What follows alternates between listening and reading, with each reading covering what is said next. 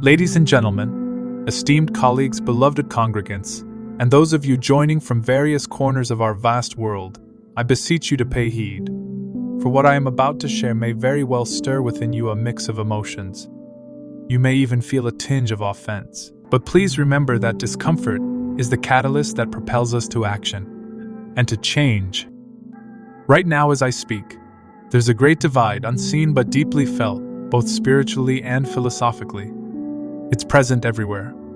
The Bible, specifically 1 Corinthians 1:18-31, starkly defines this divide.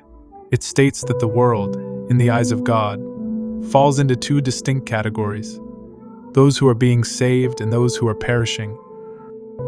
It's a thought many don't want to entertain, that the wisdom of this world is often in direct opposition to the wisdom of God. Many deem the message of the cross as mere foolishness.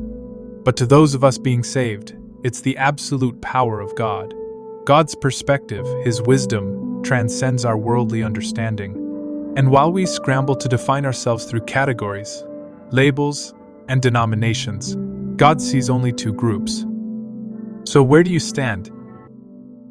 You might feel that this is an abrasive statement, but I challenge you to introspect.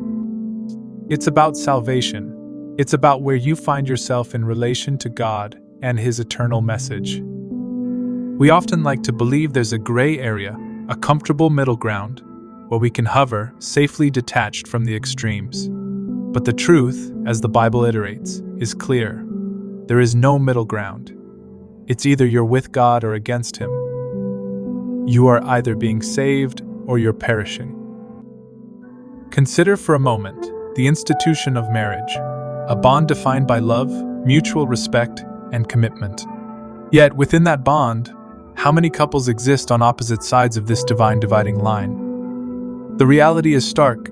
Come the end of life, one might find eternal salvation, while the other faces eternal separation. This divide is real, and it's present in every facet of our lives. So what do we do with this knowledge? We act. We introspect. We determine where we stand and then strive to help others find their way to salvation. We lean on the wisdom of God, not the transient wisdom of this world. The time for complacency is over. If you find yourself straddling the dividing line, unsure of where you stand, I urge you, look to the cross, understand its significance, choose salvation. The power of the cross and the message it holds is not mere foolishness. It is the cornerstone of our faith, the beacon that guides us to God's eternal grace and love. Don't wait for tomorrow, next week, or some distant day in the future. Make a choice now. Determine where you stand. And if you're on the side of salvation, I urge you, don't remain silent. Reach out, share the message, and help others find their way. The dividing line that we speak of may seem intimidating, but remember, our power, our strength, and our hope do not lie in division, but in unity under the banner of love and peace.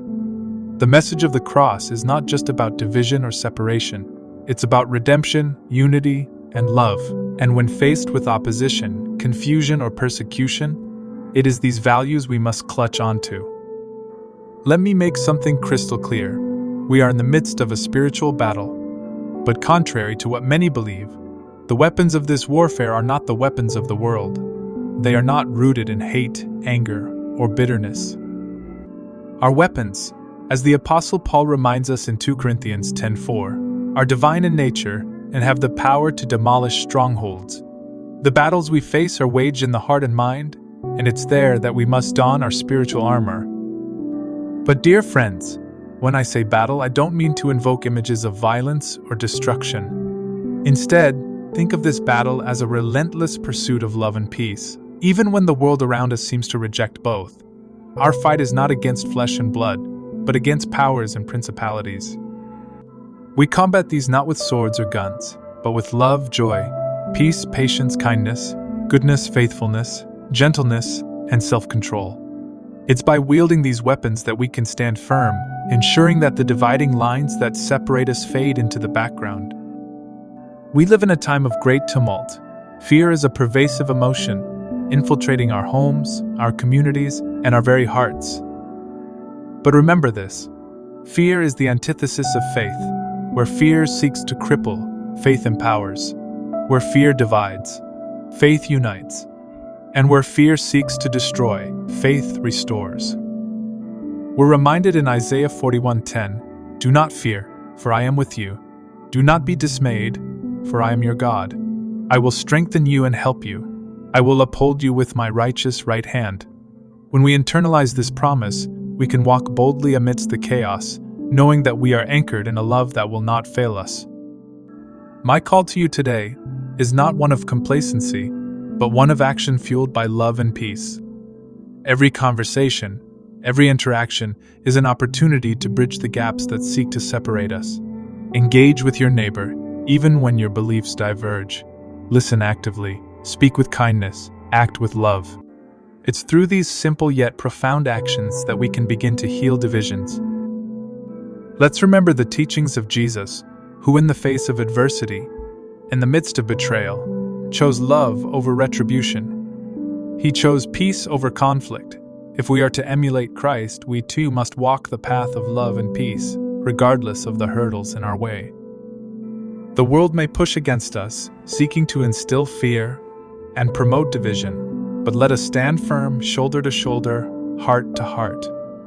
Let us continue the fight, not with animosity, but with a love so fierce that it tears down walls and builds bridges.